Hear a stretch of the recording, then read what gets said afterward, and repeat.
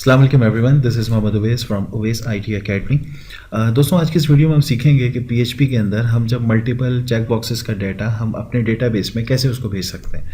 यानी कि एक एग्जांपल, एक सिनेरियो क्रिएट करते हैं। फॉर एग्जांपल कि आप किसी जगह एडमिशन लेने जाते हैं और वहाँ जाके आपको पर्टिकुलर कोर्सेज करने हैं दोस्तों। जैसे कि जस्ट लाइक आपको एमएस ऑफिस पढ़ना है और आपको वेब डिज़ाइनिंग का कोर्स करना है, तो जब आपका रिकॉर्ड उनके डेटाबेस में भेजा जाएगा तो आपकी आईडी, आपका नाम, आपकी तमाम डिटेल्स, लेकिन जो आपके पर्टिकुलर कोर्सेज हैं उसमें मल्टीपल चेक बॉक्सेस के कोर्सेज आपके डेटाबेस में भेजे जाएंगे। तो वो सारा सिनेरियो कैसे क्रिएट होता है, तो आइए आज हम स्टार्ट करते हैं उसको। सबसे पहले हमें आपको पता है कि जो पीएचपी यूज़र्स हैं वो जानते हैं कि आपके पास जो आपका लोकल सर्वर है वो आपका जो है एक्टिवेट होना चाहिए, जो कि जैम्प हमारे पास यहाँ पे एक्टिवेट है। उसके बाद हम यहाँ पे काम करते हैं डेटाबेस में जाके, हम डेटाबेस में जाके एक डेटाबेस क्रिएट करते हैं और डेटाबेस का नाम मैं रखता हूँ for example check. I think check के नाम से ऑलरेडी बना हुआ है, तो हम यहाँ पे काम करते हैं। गाइस, मैंने यहाँ पे लिखा पीएचपी और यहाँ पे मैंने लिखा चेक बॉक्स, या जस्ट आप चेक लिख सकते हैं। इसको मैंने क्रिएट करा और अब यहाँ पे एक टेबल क्रिएट करते हैं। फॉर एग्जांपल टेबल का नाम मैंने रखा यूज़र्स और कॉलम्स में रखता हूँ जस्ट लाइक फॉर एग्जांपल हम यहाँ पे रखते हैं आईडी, नेम और आपका एड्रेस और आपके कोर्सेज, यानी कि 4 कॉलम्स हमारे लिए काफ़ी हैं फ़िलहाल। यहाँ से इसको हम गो करते हैं। उसके बाद जो है आपने यहाँ पे कॉलम्स को जल्दी हम फिल कर लेते हैं। आईडी का कॉलम फिल कर दिया हमने, यहाँ से नेम को फिल कर दिया। एक मिनट, नेम का कॉलम हमने फिल कर दिया।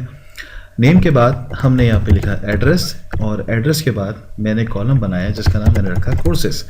ओके, अब जो डाटा टाइप है, नेम की हमने varchar, एड्रेस की varchar और कोर्सेज हमने varchar रखा, यानी कि वेरियस कैरेक्टर्स, और यहाँ पे लेंथ हमने इसकी 11 रखी। यहाँ पे हम सबको 255 की जो लेंथ है वो हम यहाँ पे सबको असाइन कर देते हैं। देन जो आईडी है वो ऑटो इंक्रीमेंट लगेगी यहाँ से, एंड देन आपने इसको सिर्फ यहाँ से इसको सेव करना है। हमारा गाइस हमारा जो हमारा डेटाबेस भी रेडी हो चुका है और साथ साथ हमारा जो टेबल है वो भी हम रेडी कर चुके हैं। तो अब हम इसकी कोडिंग स्टार्ट करते हैं। सबसे पहले तो हम अपने विजुअल स्टूडियो में चलते हैं। यहाँ पे एक नया डॉक्यूमेंट लेते हैं, इसको मैं सेव करता हूँ और इसको मैं सेव करता हूँ सी ड्राइव में, जैम्प के फोल्डर में, htdocs के फोल्डर में। और यहाँ पे एक मिनट, यहाँ पे मैं एक फ़ोल्डर क्रिएट करता हूँ जिसका नाम मैं रखता हूँ चेक।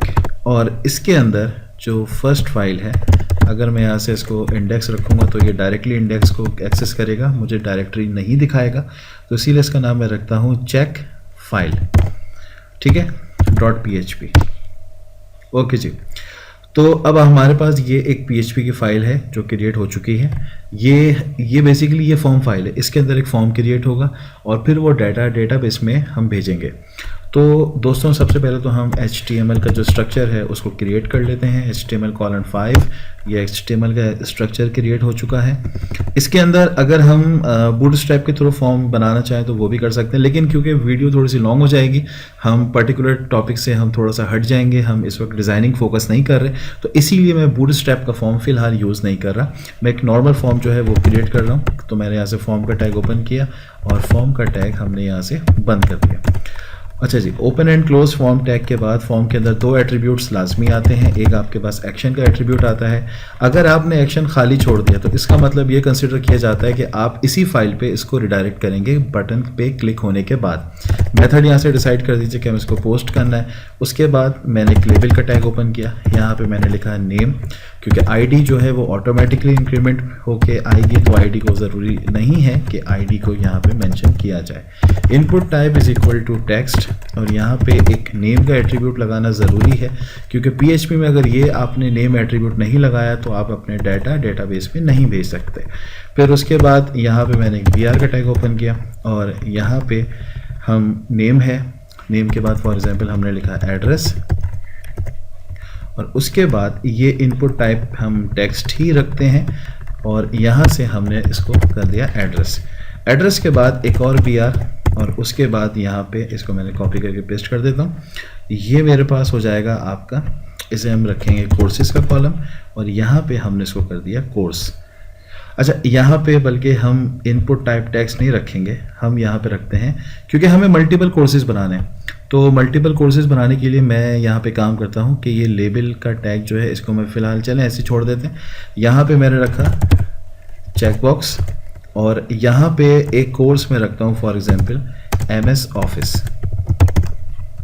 ठीक है, MS ऑफिस हो गया और यहाँ पर आते हैं नीचे एक BR का टैग लगाते हैं। इसको मैं करता हूँ कॉपी पूरे लाइन को और यहाँ पे इसको पेस्ट कर देते हैं और यहाँ पे इसका नाम हम रखते हैं फॉर एग्जांपल वेब डिज़ाइनिंग और इसको मैंने सिलेक्ट किया, एक BR यहाँ पे मैंने इंप लगाया और उसके बाद पेस्ट करने के बाद इसको मैंने कर दिया डेवलपमेंट EVELOPMENT।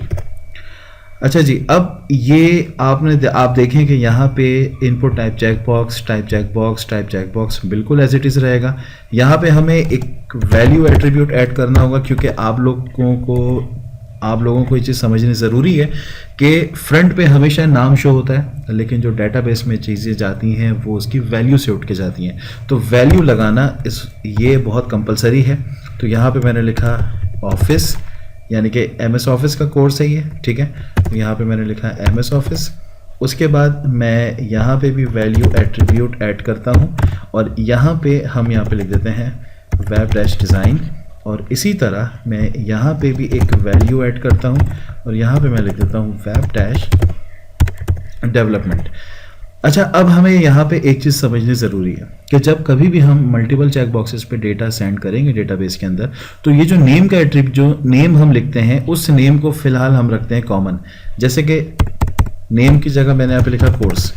ठीक है, और यहाँ पे आपने ये ब्रैकेट लगा दिया। ये ब्रैकेट बेसिकली मैंने क्यों लगाया, इसकी वजह क्या है? असल ट्विस्ट दोस्तों यही है, अगर आप ये नहीं लगाएंगे तो आपका डेटाबेस में मल्टीपल वैल्यूज़ जो हैं वो नहीं शेयर होंगी। इसको लगाने का मतलब ये होता है कि हम जो भी वैल्यू दे रहे हैं वो एक एरे में कन्वर्ट हो जाती है, फिर उस एरे को हम स्ट्रिंग में कन्वर्ट करते हैं और डेटाबेस में भेजते हैं। ये सिंबल जो लोग प्रोग्रामिंग से वाकिफ़ हैं उनको पता है कि ये सिंबल जो है ये एरे का सिंबल माना जाता है। अच्छा, अब नेक्स्ट हमारा काम क्या है कि हम नीचे आते हैं और यहाँ पे हमें चाहिए एक बटन। तो मैंने BR का टैग लगा के मैंने लिखा input type is equals to submit और उसके बाद एक वैल्यू यहाँ पे मैंने लिखा सबमिट, देन उसके बाद एक नेम का टैग और एट्रीब्यूट और यहाँ पे मैंने लिखा सबमिट। उसके बाद अब हमें करना क्या है, अब हम नीचे आके अब हमें यहाँ पे PHP लिखनी है। तो PHP लिखने के लिए PHP का टैग ओपन करेंगे, लाजमन सी बात है, और उसके बाद सबसे पहला काम हम यहाँ पे अपना डेटाबेस कनेक्ट करेंगे। डेटाबेस कनेक्ट करने के लिए मैंने यहाँ पर एक कनेक्शन का वेरिएबल बनाया, यहाँ पे एक मेथड चलाया MySQLi_query और इसके अंदर मैंने यहाँ पे 4 पैरामीटर्स जो हैं वो मैंने यहाँ पे पास कर दिए। और अब इन चारों में क्या आएगा वो देखते हैं। सबसे पहले यहाँ पे आएगा लोकल होस्ट, उसके बाद सेकंड पैरामीटर में आएगा रूट आपके पास, तीसरा पैरामीटर एम्प्टी रहेगा और जो चौथा पैरामीटर है वहाँ पे हम अपने डेटाबेस का नाम रखेंगे। तो डेटाबेस का नाम है PHP_check। तो यहाँ पे मैंने लिखा PHP_check। उसके बाद यहाँ पे मैंने लिखा इफ़ नॉट $, यानी कि अगर ये कनेक्टेड नहीं है मेरा डेटाबेस तो ये हो जाएगा डाई। ठीक है, यहाँ तक एक किस्सा ख़त्म। अब हम यहाँ पे कनेक्शन लगाएंगे इफ़ इज सेट, यानी कि ये इस सेट का मतलब क्या है, यानी कि जब बटन के ऊपर क्लिक किया जाएगा।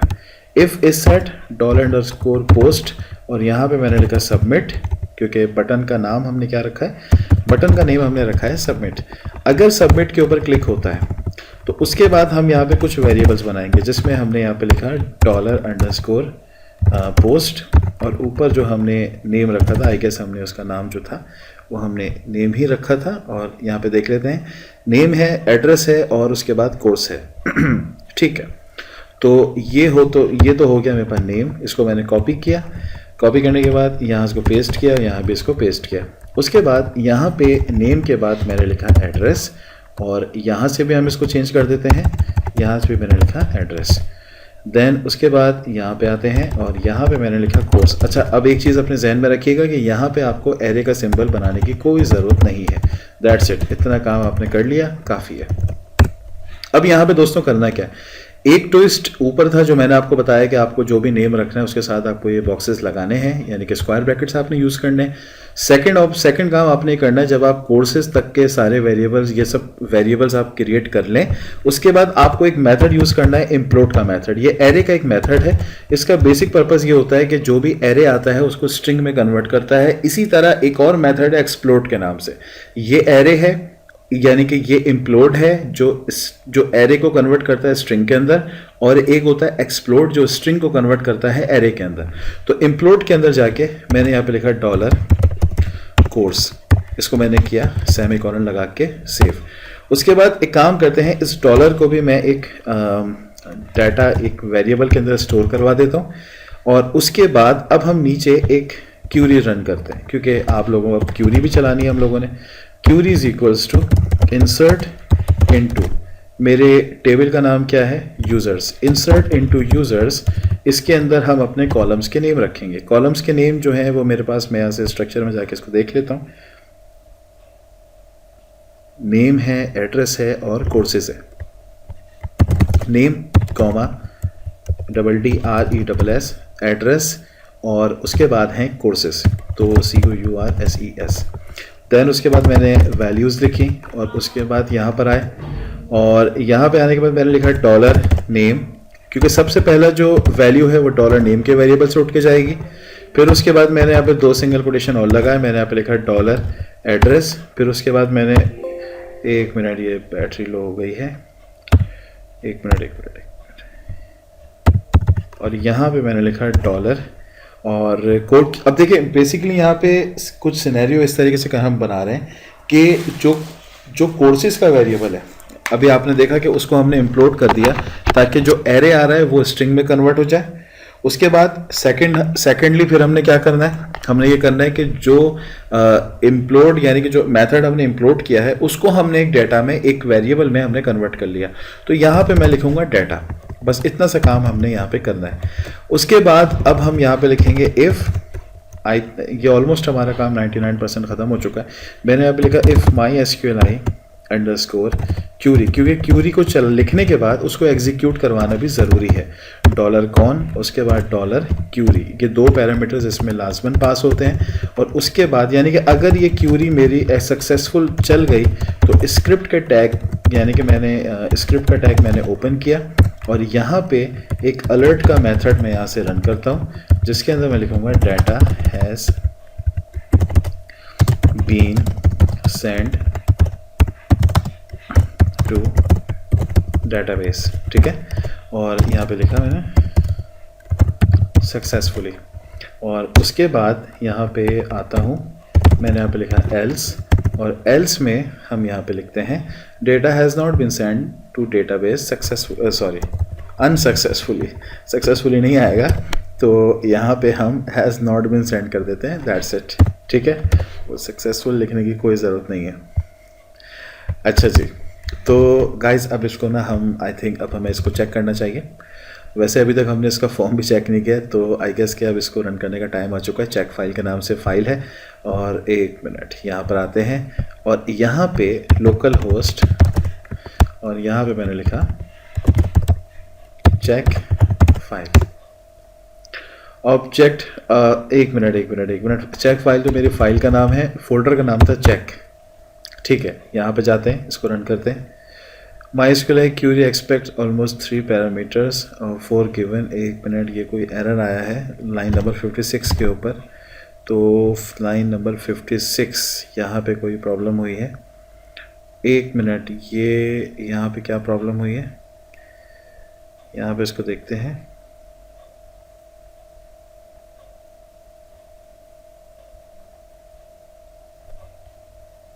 एक मिनट, ये गलती हमसे ये हुई है कि ये क्यूरी लिख दिया, एक्चुअली ये कनेक्ट होता है, दैट्स इट, सॉरी गाइज, ये मेरी मिस्टेक थी।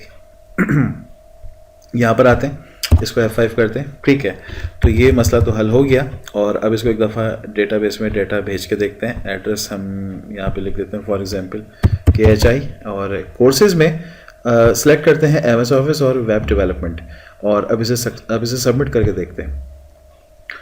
सो गाइस ये काम तो हमारा सक्सेसफुल हो चुका है कि data has been send to database successfully. Okay करते हैं और अब डेटाबेस में जाके देखते हैं कि ये मेरे पास डेटाबेस में है भी या नहीं। तो ब्राउज करते हैं। सो बूम गाइस, ये देखिए आपके पास कोर्सेज के अंदर एमएस ऑफिस और वेब डेवलपमेंट दोनों कोर्सेज यहाँ पे शो कर रहा है। लेकिन प्रॉब्लम ये है कि दोनों मिक्स होके आ रहे हैं, ऐसा नहीं लग रहा है कि ये दो अलग अलग चीज़ें हैं। तो हम एक काम करते हैं, यहाँ से हम यहाँ पे आते हैं और ये जो हमने इम्प्लोड किया है यहाँ पर आके हम डबल कोटेशंस लगाते हैं, बीच में कॉमा लगाते हैं और यहाँ पे कॉमा लगाते हैं। इसको सेव करते हैं और उसके बाद अब हम वापस यहाँ पे आते हैं, एक दफ़ा फाइल को रिफ़्रेश करते हैं। यहाँ पे इसको रिफ़्रेश किया, फाइल पे गए और हमने एक न्यू फाइल, एक न्यू कैटेगरी मैंने लिखा शेरल और एड्रेस मैंने लिखा फॉर एग्जांपल KHI और कोर्सेज में मैं वेब डिज़ाइनिंग और वेब डेवलपमेंट चूज़ करते हैं एंड देन सबमिट करते हैं। सो अब ओके, यहाँ से अब हम वापस यहाँ पर आते हैं और एक दफ़ा इसको रिफ़्रेश करते हैं। सो ज़बरदस्त। तो देखें आपके पास ये कोर्सेज़ के अंदर वेब डिज़ाइनिंग और वेब डेवलपमेंट जो दोनों कोर्सेज़ हैं हमारे पास यहाँ पे पहुँच चुके हैं। सो आई होप कि आपको ये वीडियो समझ में आया होगा और काफ़ी मैंने कोशिश की है कि ये ईजीएस्ट वे में आपको समझ में आ जाए। बट अगर आपको समझ में वीडियो आता है, हमारे वीडियो को लाइक करें, चैनल को सब्सक्राइब करें और अपने दोस्तों में इसको शेयर करें। और कोई भी क्यूरी हो रिगार्डिंग दिस वीडियो तो आप काइंडली हमें कॉमेंट बॉक्स में आप हमें अपना कॉमेंट लिखें, तो आपको रिप्लाई ज़रूर मिलेगा उसका। इंशाल्लाह मिलते हैं अपने नेक्स्ट वीडियो में। अपना ख्याल रखिएगा। अल्लाह हाफ़िज़।